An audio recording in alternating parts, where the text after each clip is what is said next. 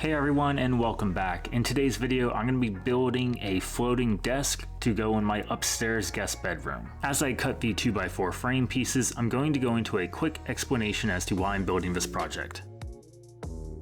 So I have 3 bedrooms upstairs. 2 are a mirror image of each other and share a Jack and Jill bathroom, and they both have their own built-in desk. Now the 3rd bedroom works perfectly as a guest bedroom because it has a full bath. It also has a very large window which gets lots of sunlight, which my wife loves. So I'm going to build a desk in that room so she can use it as an office when it's not being used as a guest bedroom. The entire frame will be built out of 2x4s, and this frame will be floating on the wall, so none of the 2x4s are going to touch the ground, so the entire underside of the desk will be completely open.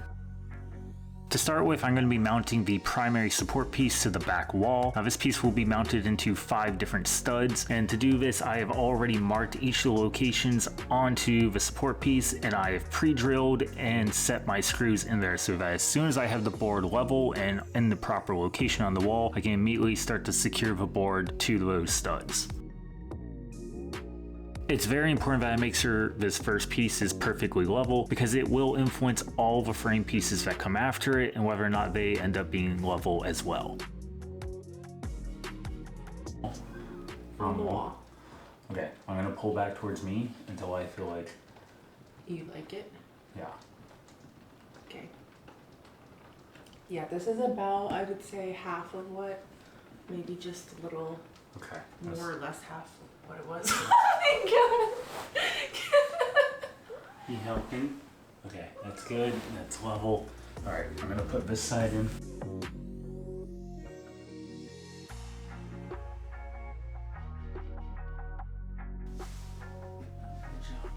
Next, I'm going to attach the side pieces using pocket hole screws to start with, and then to secure it to the wall, I will drill another screw into it to hit the stud underneath. I would have preferred to have been able to secure these side pieces to 2 studs. Unfortunately, to do that, I would have had to make this piece about 2 inches longer, and overall that would have increased the size of the desktop by about 3 inches in depth, and that would have just been too big for the space. With the side pieces attached, I'm ready to attach my front piece. Now this is only going to attach using the pocket hole screws on each end. So before I go ahead and set those screws, I'm going to hold it in place using a pocket hole clamp, and I really want to make sure that top edge of the board is flush with my side piece.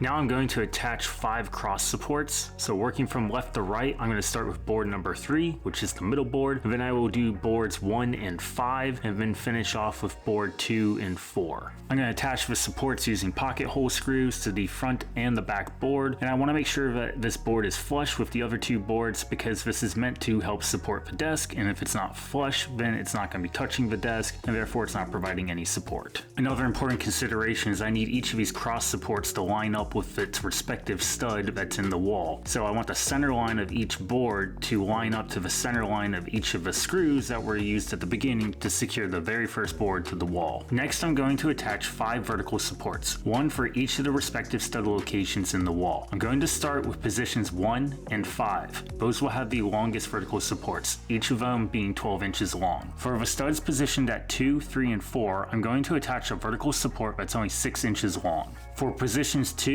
and 3, the telephone jack and the electrical outlet, respectively, will get in the way if I go for anything longer than 6 inches. At position 4, I could use a vertical support, but it will look a little weird to have 2 long vertical supports on the right end and only 1 on the left. So I'm going to go ahead and put this one as a 6-inch vertical piece so that all 3 in the middle are the same length.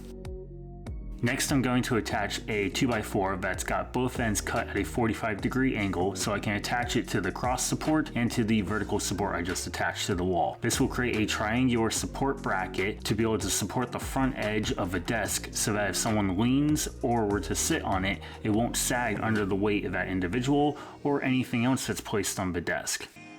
With my frame fully assembled, I'm going to start the work on the desktop. For the top, I'm going to be using 3/4 inch thick MDF, and since I want the desk to go from wall to wall, it's going to be 7 feet long, and I want it to be 24 inches wide.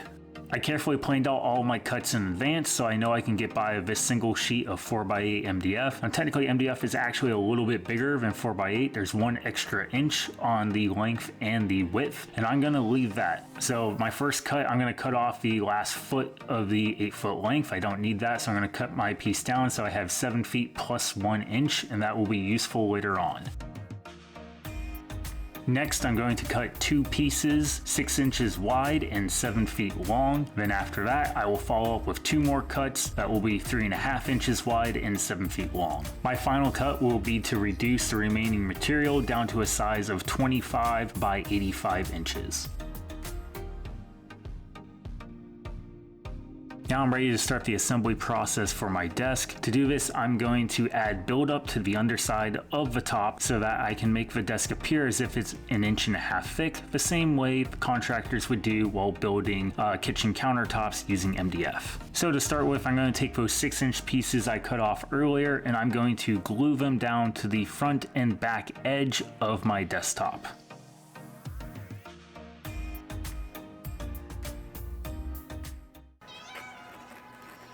Yeah. It's just me.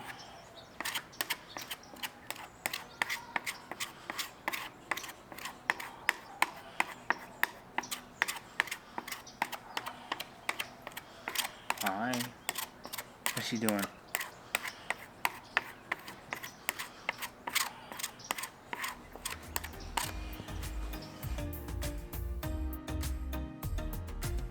While I wait for the glue to dry on those 6-inch pieces I just glued down, I'm going to take that final piece that I cut, which turned out to be about 4.5 inches wide, and I'm going to cut those down in smaller pieces so that I have a piece of MDF to put every single place I had a 2x4 that was used as a cross support.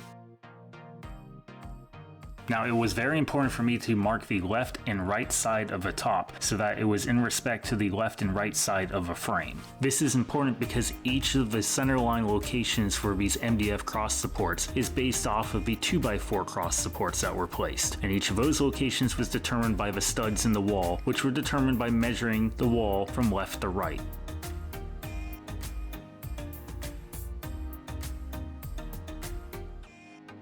Now I'm going to cut a 1/2 inch off all the sides. This will remove that extra inch of length and width that I left earlier, and this will clean up all of my edges to make sure they are nice and flush, just in case I glued my buildup down and it wasn't perfectly flush, and it removes any of the glue that might have oozed out so I don't have to bother about cleaning that up.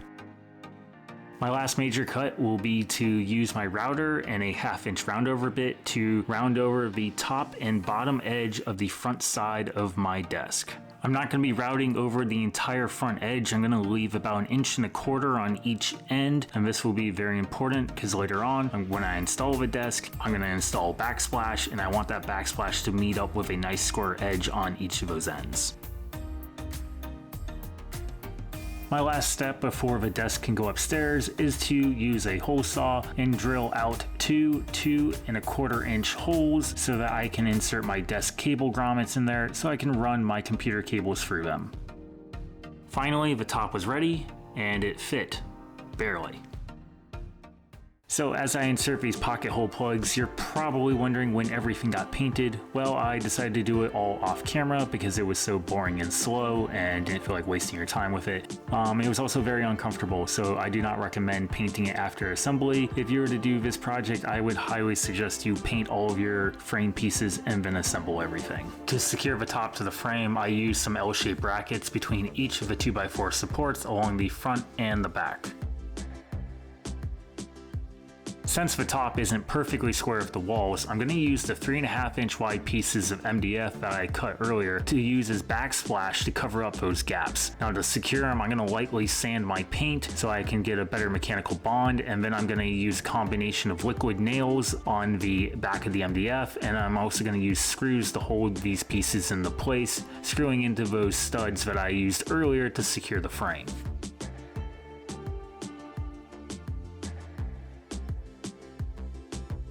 After letting the liquid nails dry overnight, I came back the next morning and used caulk to fill all the remaining gaps. As I start to paint the top, it's worth mentioning that I countersink all those screw holes into the backsplash so that when my screw was set in place, I was able to cover it up using some wood putty, which I then came back and sanded down so that it was nice and flush, so that you won't know that there's screws helping hold that backsplash on. I'm going to be applying 2 coats of a flat black paint and primer combo, and this is going to be in preparation for the epoxy finish that I'm going to apply. I've given my top 24 hours to dry, so I'm ready to start applying my epoxy. Now for this epoxy project, I'm going to be doing a black and white marble with some hint of gold. So I'm going to be mixing up 3 different colors here. So I'm going to need 3 different containers, and I want to have them all ready before I start pouring anything on. I'm going to be using Stone Coat Countertops epoxy for this project. I used this on my barbecue cart and really happy with the way it turned out. So if you've never used epoxy before, what you're going to be doing is taking a resin and a hardener and mixing them together in equal parts. And you want about 3 ounces per square foot of material that you intend to cover. So in my case, I need about 42 ounces for my primary color, which in this case is black, since I'm making a black marble. Now I prefer to pre-mix my epoxy before adding my color powder to it. So in this case, I'm gonna mix for roughly a minute, and then I'm gonna add my powder and then mix for an additional 2 minutes. How much color powder you add is really gonna be your personal preference, but I recommend using a measuring spoon so that you can be consistent if you're doing multiple batches of the same color in the same project. I'll often save some of my small plastic food containers and just clean them up really well, and then use them as small painting containers, or in this case as a small epoxy mixing container. Now unfortunately for this particular use, it's not really great because I can't measure and make sure I'm using a 1-to-1 ratio, so I just really kind of eyeballed it here as best I could. So I'm going to make 2 ounces of white metallic powder epoxy and 2 ounces of gold metallic powder epoxy for my color effects. With my 3 different colors made up, I'm going to go ahead and pour my black epoxy onto my tabletop. At this point, this is not all the epoxy I need. I'm going to have to make another batch. This is only about half of it, since I said I need 42 ounces and my container can only make 24 at a time. As I pour out the second batch of epoxy onto the top, I'm going to hold some of it back, around 4 ounces I want to keep in the container, and this is going to be used to apply to the backsplashes. I also have taped along the front edge of my desk so that my epoxy can't run off there just yet. I want to keep it on the desktop as long as possible so I can spread it around and make sure everything's nice and level. With all my black epoxy on the desk, I'm going to start to spread it around using a 1/8 inch notch trowel. This is really great for spreading the large amount of epoxy around quickly. If you need to get into tighter areas, I would try using like a putty knife. I have some that have 3/8 inch notches on the ends of them, and that works pretty well. You can also see that I have tape in the holes where my cable grommets are going to go. Again, I don't want my epoxy to escape just yet, so I don't want it to be able to run down those holes or run off the front of the desk, because I want to spread it around, get it nice and even, and let it self-level for a bit before I remove that tape. Next, I'm going to use my brush and I'm going to chop the surface and the backsplashes. Now the reason for this is that one, spreading the epoxy around with the notch trowel will leave lines in it, and by chopping it, we will be able to remove all those lines. It also helps to mix the material one more time and can help move material from an area that has excess epoxy to an area with lower amounts of epoxy, especially around the edges. Since I have backsplashes here and epoxy running down that vertical surface, it's going to pull up there along the sides, and I need to either apply that epoxy back to the backsplashes to let it have a thick layer of it, or I need to move it inward so it doesn't pull up and have areas that are uneven around the edges. While I'm chopping the surface, I want to make sure I'm doing it in a random fashion, so don't establish a pattern trying to do straight lines all the way across or back and forth. Just very randomly do it. And if you have to and you feel like you're starting to kind of do a pattern, then move on to another area and then come back to that same location you started at and chop again, and that will tend to break up any patterns that you started to develop. After chopping the surface of the epoxy, you need to remove all the air bubbles. To do this, we need to use a heat source, so I prefer to use a torch, but you can use a torch or a heat gun, whichever one you have available. If you do use a torch, make sure to buy a torch head that allows you to have your tank inverted. The torch heads will specify whether or not they can do that. The basic level ones that you find at the store cannot invert the tank, and so if you attempt to do that, the flame will die on you. So definitely spend the money to go for the higher end torch heads. I personally recommend the most expensive one because it gives you total flame control. You can adjust how much flame you have while also giving you the ability to invert the tank, and you have more safety features. Now I'm going to add my white and gold epoxies to get my color. At this point, what you do is really based off of what you want the project to look like and how artistic you are in general as to how complicated effects you can add. So if you want to add veins or just kind of have cloudiness, it's really based off of what skill level you have and what you're looking for. I'm not really looking for anything particular here, so I'm going to chop in my white to start with and just kind of spread it around, creating areas of darker areas of white to much lighter areas where there's less material, and really just chopping in a center area and then spreading it out. And then I'm going to come back and do the same thing with my gold. I'm going to go a little bit heavier on the gold because I want more of that effect on the top because it's what my wife wanted. After chopping in my colors, I use my heat gun to help get rid of any of the air bubbles I added again, and then to also spread the material a little bit. Since you do have that fan on the heat gun, it helps to move the epoxy a little bit, which helps break up any of the kind of chopping marks that the brush left in there. This isn't absolutely necessary, so if you don't have a heat gun, you can just use the torch, but it does help to blend the materials a bit more and blend your colors so that it looks a little bit more like nature and less man-made. At this point, I'm done messing with the surface, so I'm going to remove my tape along the front edge and from my holes for my cable grommets. It's been about 30 minutes since I started applying the epoxy, so the epoxy is starting to get a little bit thick. So now that I remove it, it's going to run over those edges, but it won't try to escape as fast as it would have before when it was super runny. And to make sure that that front edge and the underside are applied with enough epoxy, I'm going to use the excess epoxy I still have left over, and I'm going to use my chop brush to kind of paint it on there to make sure I have full coverage just like I did on the backsplashes. Now I'm going to torch the top about 2 or 3 more times. I'm going to torch the whole surface, moving on pretty quickly so I don't apply too much heat to one area. Then I'll wait about 5 minutes and allow it to cool off, and then torch it again and repeat that process again about 2 to 3 times before I'm happy with making sure that I got as many air bubbles out of the surface as possible. Then I will wait about 90 minutes and then come back and remove the tape from the edges and around on the walls so that my epoxy doesn't dry to my tape. And between hours 3 and 4, I will come back